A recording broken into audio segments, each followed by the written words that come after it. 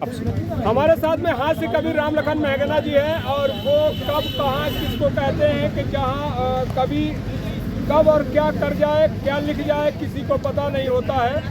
कब कहाँ किसको क्या लिखकर और पढ़कर सुना दें समझ में नहीं आता, क्योंकि कवि तो कुछ भी कर सकता है कि उसकी कविता और कलम जब चलती है तो अंधकार को चीरती हुई रोशनी तक पहुंच जाती है और लोगों को समझ में नहीं आता कि ये कविता और कलम कब लिखी गई थी और कब ये और आज ये पढ़ी जा रही है। बरसों की लिखी हुई कविताएं, बरसों के लिखे हुए ग्रंथ आज पढ़े जाते हैं। उन जमाने के कवियों ने कितने भावनात्मक और कितने अपने दिमाग को शिथिल रखकर ऐसे शब्द का निर्माण किया होगा। उसी के जीते जागते मिसाल हैं हमारे राम लखन मेघना जी, जो बैठे बैठे चंद सेकंडों में कविता लिखने में माहिर है। कब और क्या कैसे लिख दे किसी को पता नहीं चलता है।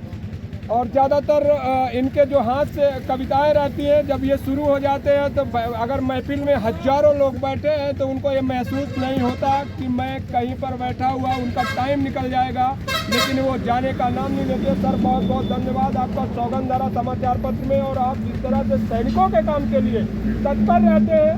पिछले साल भी आप आए थे और इस साल भी आए हैं। 2026 आज 26 जनवरी है, 2026 है।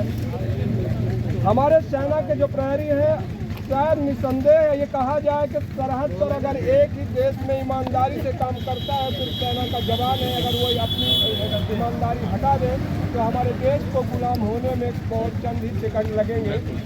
क्या संदेश है और क्या कहना चाहिए सैनिकों के लिए? उसे कवि जो है तो अपने अंतर्मन की पीड़ा, अंतर्मन के भाव को समाज में रखता है। मैं जो कुछ कहता हूँ तो कविता के माध्यम से अपनी बात रखता हूँ। कविता है क्या? कविता कवि के उर अंतर्मन से तब तब उठती है। हृदय विदारक कोई घटना जब जब घटती है, कलम बेबस हो जाती है, हाथों में उठ जाती, अपने दिल की पीड़ा को वह कागज पर लिख जाती। तो एक कलमकार जो है जौन समाज में घटना होती, क्योंकि मूल विधा मार बघेली आए तो थोड़ा हम हिंदी में 4 लाइन सुना लिया, लेकिन हम बोलित है बघेली माँ और बघेली में लिखवा करी थे। तो जौन अपना आज या अपना सब सैनिकन के ये कार्यक्रम सम्मिलित रहना, भूतपूर्व सैनिक आए और एक अच्छे पत्रकार हैं, हर जगह पहुँची थे और अपन बात जो है बिल्कुल बेहिचक कही थे, निडर हो के कही थे। माने एक अच्छे पत्रकारिता के नाम से अपना जाने जैसे निष्पक्ष पत्रकार के रूप में अपना की पहचान सुनिश्चित रह जानी थे। और क्योंकि अपना जो यह एक प्रश्नकरण देश, तो एम तो यह कही थे कि अगर आज देश में ये फौज न हो, ये ताकत न हो, तब 2 लाइन गई थे कि कवियन की भूमिका फौजियन से कम नहीं रही है। वो अगर बंदूक लेके सीना पर तने हाँ तो कई कलमकार अपने कलम के द्वारा उनका वो जोश भरावे के क्षमता उनमें कवियन में होवा करत थी। तब 2 लाइन हम लिखन थे कि कभी सच्ची राह दिखाते ना तो जाने आज क्या होता, और कवि की कलम न चलती तो ये देश आज़ाद नहीं होता। पंत मैथिली और निराला दिनकर अगर नहीं होते, कभी चंद्र न होते गोरी के, तो कैसे बाढ़ धसा होता। एक दूसरे के पूरक हैं कलमकारन के, देश के प्रति कमजोर भूमिका नहीं है। एमा जैसे मैथिली शरण दिनकर जी जैसे आ जाओ, उनके कविता में मैंने पढ़े के बाद लोगों के रोमांच होता है, जोश भर जावा करत है। आ जाओ वैसे बहुत हमारे कवि हाँ, जैसे हमारे बीच में निर्मोही जी हाँ काव्य पाठ करी, हमारे चौरसिया हाँ, गीत ललिता पांडे जी करी, रेखा जी हैं। ये सब आज हम लोग सब एक कार्यक्रम में रहें और सबके अपन कलम में कहो न कहो देश के प्रति रहूँ लोगों के बराबर भूमिका है। और सैनिक के तो खैर बात अलग है कि सैनिक तो देश के कर्णधार हैं। अगर जो रोज सैनिक न रही कि हमारा भारत कहाँ रही, ये सैनिक बड़ी अहम भूमिका है।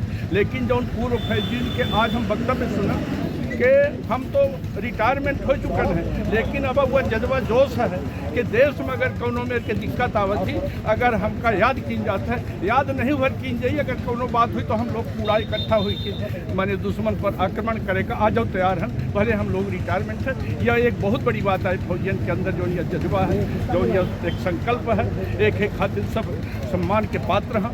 और सबका हम बहुत बहुत धन्यवाद दी थे आज की कार्यक्रम जो अपना हमका याद करें और हमारी टीम का याद करें, और सब फौजियन का बहुत बहुत नॉन करी थे। हमारे साथ में राम लखन महगना जी थे, जो सहज, सरल और बेबाक शब्दों के लिए जाने जाते। स्पष्टवादी और स्पष्ट शब्द करना उनकी भूमिका है। जिस तरह से उन्होंने अपने बात को रखा और जिस तरह से स्पष्टता से उन्होंने बताया, वाकई में उनकी वाणी और शब्द दोनों काबिल तारीफ रहा है। हमारे साथ में निर्मोही जी हैं, मैं अभी सुन रहा था, आप सब सुन रहे होंगे। इनकी जो कविता इतनी भयंकर थी और इतनी भयंकर कविता आज तक मैंने कभी नहीं सुना। मुझे खुद लग रहा था कि मैं अभी झंडा लेकर पाकिस्तान चला जाऊं। धन्य है आपके जोश, इतना जोश तो हमारे फोर्स की बैरलों में नहीं होता जितना आप यहाँ पे झंडा लेकर भर दिए थे। उसके लिए आपको धन्यवाद। आपका संदेश सैनिकों के लिए 2 मिनट में मैं स्पष्टीकरण चाहूँगा। आज आपके तरफ से सैनिकों के प्रति और सैनिकों के लिए क्या संदेश है? सैनिकों का कुछ कहना है कि लोग 26 जनवरी और 15 अगस्त 2 ही दिन सैनिकों को याद करते हैं या कोई शहीद हो जाता है, इसके बाद फिर लोग सैनिकों के प्रति इतना प्रेम नहीं रखते हैं, जबकि सैनिक अपने बीच का ही होता है। क्या संदेश है उसका आपका? सबसे पहले आपके चैनल में सुनने वाले तमाम दर्शकों को मैं प्रणाम करता हूं। जिस तरह से भी आपने बोला कि सैनिक 26 जनवरी या शहीद में उनको याद किया जाता है, मैं स्पष्ट रूप से बता देना चाहता हूं कि सैनिक से हमारी सुबह होती है, सैनिक से हमारी शाम होती है। उनके बिना इस धरती पर कुछ भी कल्पना करना बिल्कुल भी एक कह सकते हैं कि बुरा ही माना जाएगा। हम कुछ नहीं कल्पना कर सकते हैं उनके बिना।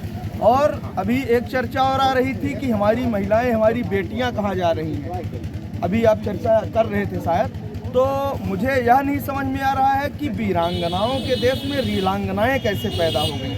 मैं एक छंद पढ़ता हूँ उस विषय को लेकर, और हमारी बेटियां क्या थीं, कहाँ से हम चले आ रहे हैं और कहाँ पहुँच गए। कि बांसुरी की बोल जब बाबरी बनाती उन्हें, मीरा राधा बनके वो प्रेम गीत गाती हैं। मातु का ममत्व जब जगता है उनमें, तो गांधारी बन आंख पट्टी खोल आती हैं। और दुश्मनों के सामने ना रुकती ना झुकती वो, पुत्र पीठ बांध तलवार वो उठाती हैं। रण में रहे तो रण चंडी रूप रखती हैं, देशभक्ति में वो पन्ना थाए बन जाती हैं। मैं तमाम सैनिकों को प्रणाम करता हूं और 4 पंक्तियां तमाम सैनिकों को और समर्पित करता हूं कि कभी पढ़कर भगत का शौर्य मन में झूम लेता हूँ, कभी इतिहास के पन्नों में अल्फ्रेड घूम लेता हूँ। शहादत शहादत शहादत का चुकाऊं कर्ज, इतनी है नहीं ताकत, शहीदों के बने हर चित्र को मैं चूम लेता हूँ। शहीदों के बने हर चित्र को मैं चूम लेता हूँ। बिल्कुल, जिस तरह से निर्मोही जी की कविता के लिए जाने जाते हैं, इनके शब्द ऐसे निकलते हैं जैसे बैरल से निकली हुई गोली अपने टारगेट को हिट करती है, उसी तरह के इनके शब्द और कविता लोगों के दिलों के रूह को कपा देती है। बहुत बहुत धन्यवाद है आपको, हमारे चैनल में स्वागत है। हमारे साथ में महिला ब्रिगेड है, कहते हैं कि नारी निंदा मत करो, नारी रत्न खदान, और नारी से नर होते हैं जैसे ध्रुव और प्रहलाद। हमारे साथ में मातृशक्ति और नारी शक्तियाँ हैं, मैं उनसे बात करूँगा, क्योंकि आज की जो देश की बनावट है, सबसे पहला हमारा गुरु और हमारा जो भविष्य होता है हमारी मातृशक्ति होती है, क्योंकि उसकी कोख में पलने वाले बच्चे का जो मानसिक और उसके अंदर जो जज्बा पैदा होता है वो माँ के कोख में होता है, और माँ के ही अगली पकड़ कर वो भविष्य तय करता है। उस मातृशक्ति को प्रणाम करता हूँ। और आपसे 2 सवाल 2 मिनट के अंदर मुझे चाहिए, क्योंकि खबर लंबी हो गई है। तो सीधा सवाल है कि क्या संदेश है आज के युवा नारियों के लिए और आपने देश के भविष्य तय करने वाली इन महिलाओं के लिए? बहुत बहुत धन्यवाद। सबसे पहले तो मैं अपने देश के युवाओं को संदेश देना चाहूँगी कि आज की जनरेशन जैसे मोबाइल के पीछे पागल हुई जा रही है। सारा जीवन उनका लग रहा है कि बस मोबाइल ही हमारा तय कर रहा है, इंटरनेट ही तय कर रहा है, तो ये बिल्कुल नहीं है। मोबाइल से बाहर की दुनिया देखें। आज की डेट पे हम यहाँ 26 जनवरी गणतंत्र दिवस अपना सेलिब्रेट कर रहे हैं, लेकिन आज के बच्चे अभी भी अपने घर के अंदर मोबाइल में घुसे होंगे। उनको नहीं पता कि देश में अपने क्या चल रहा है, समाज में क्या चल रहा है। तो चाहे वो लड़की हो चाहे लड़का हो, अपने घर से बाहर निकलना पड़ेगा, मोबाइल से बाहर आना पड़ेगा और समाज में और अपनी जो अहम भूमिका है उसको निभानी पड़ेगी। तभी ये देश हमारा एक अच्छा और सुचारू तरीके से चल पाएगा। क्या नाम है आपका? नाम बता। मेरा नाम ललिता पांडे, मैं लोक गायिका हूँ। बिंद में अपने सभी शुभ अवसरों पे अपने गीतों से लोगों को मनोरंजन करती हूँ। बिल्कुल। हमारे साथ में बहन थी जो स्टेज पर काफ़ी अच्छी कविता की प्रस्तुति कर रही थी, मैं उनसे बात करूँगा, क्योंकि आप एंगेज हैं और आज की युवा पीढ़ी है, देश की रीढ़ की हड्डी है। और देश के युवाओं को आप जैसे समझदार और सुशील व्यक्ति और व्यक्तित्व की ज़रूरत है। क्या संदेश है आपका? सीधा सा सटीक और सीधा सवाल मुझे देश के युवाओं के लिए 26 जनवरी के प्लेटफॉर्म में आपका संदेश चाहिए। विषम छंद के माध्यम से मैं बताना चाहूँगी, देश के युवाओं से ये युवती की याचना है, युवा वर्ग यूं ही ये यौवन मत खोइए, ये जागने का वक्त है, दहाड़ने का वक्त है, घोड़े बेच कर दिन रात मत सोइए। कृष्ण कह गए हैं कर्म कामना बिना करे, निष्काम कर्म के कुसुम वसुंधरा में बोइए। भाग्य से बड़ा है कर्म, कर्म को बनाए धर्म, कर्म छोड़ भाग्य के अधीन मत होइए, कर्म छोड़ भाग्य के अधीन मत होइए। मात्र सोना चांदी हीरे मोती गहने नहीं तुम्हारे, तुम्हें शौर्य शक्ति साधना से जड़ा होना चाहिए। लाख आंधियां चले तूफानों का प्रकोप हो, विशाल हिमराज सा अड़ा होना चाहिए। दर्द कर सकेगा क्या दहाड़ तेरी देखकर, पहाड़ को परास्त कर खड़ा होना चाहिए। मात्र जर जोरू जमीन जीवन नहीं तुम्हारा, जीवन का लक्ष्य कुछ बड़ा होना चाहिए, जीवन का लक्ष्य कुछ बड़ा होना चाहिए। बहुत बहुत धन्यवाद। क्या नाम है आपका? भूमिया चौरसिया। भूमिया चौरसिया जी जिस तरह से अपने शब्दों के लिए जाने जाते हैं, उसी तरह से अपने कविता और छंद के माध्यम से देश के युवाओं के लिए सटीक और बेहतरीन शब्द का प्रयोग करते हुए संदेश जारी किया है। समझना होगा, जो हमारे व्यूअर हैं, जो सुनने वाले हैं, जो युवा हैं, जो समझने वाले हैं समझ जाएंगे, जो ना समझ है उनको समझा पाना भी बड़ा मुश्किल है। बताइए आपका क्या नाम है? सुलेखा पटेल जी। आज 26 जनवरी है, सीधा सवाल सटीक और संदेश आपसे चाहिए युवाओं के लिए और मातृशक्ति के लिए, देश के लिए क्या संदेश है? देश के लिए यही है कि जितने हमारे भारत देश ऐसा है कि जैसे नर और नारी दोनों एक दूसरे की पूरक होती है, वैसे एक लड़का जितने बॉर्डर में जिससे लड़ता है, आज की जनरेशन में लड़कियां भी कम नहीं, जैसे कि हमारी भूमिया जी अभी कवित्री में इतना अच्छा बोलती हैं, उन्हीं को देख के कह रहे हैं कि दोनों का बराबर से भरता है। और युवाओं को ये संदेश है कि आत्मनिर्भर बने, समाज के प्रति लगाव रखें, समाज सेवी बने, और सिर्फ बॉर्डर में रहने वाले तो अपना जान जोखिम में देकर देश को आज़ाद करते हैं, लेकिन हमारे युवा जो बॉर्डर में नहीं जा सकते हैं, युवती नहीं जा सकते हैं, तो अपने घर में समाज में रह के सुरक्षित रहें और सुरक्षित दूसरे को महसूस दिलाएं। बिल्कुल, जिस तरह से हमारे महिला ब्रिगेड ने और महिला कवियों ने अपने तथ्य को समाज के लिए रखा, पूर्व सैनिकों ने रखा, कभी हमारे साथ में महागना दादा थे, उन्होंने अपने शब्द को रखा, सैनिकों की बात। आज 26 जनवरी के दिन मैं यहाँ पर कवरेज कर रहा था, बहुत सारी प्रस्तुतियाँ और बहुत सारे शब्द मेरे बीच में निकल कर आई।